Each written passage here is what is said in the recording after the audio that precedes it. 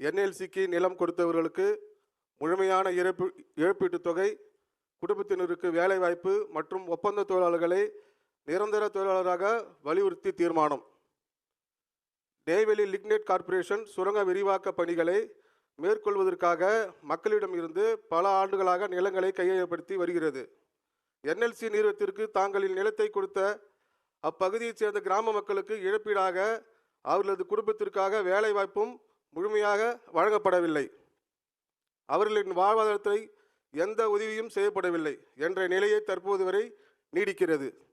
அந்த கிராம மக்களுக்கு உரிய இழப்பீட்டுத் தொகையையும் குடும்பத்தில் ஒருவருக்கு வேலை வாய்ப்பும் வழங்கிட வேண்டும் என்றும் ஒப்பந்த தொழிலாளருக்கு பணி நிரந்தரம் செய்யப்பட வேண்டும் என்றும் இச்செயற்குழு வலியுறுத்துகிறது.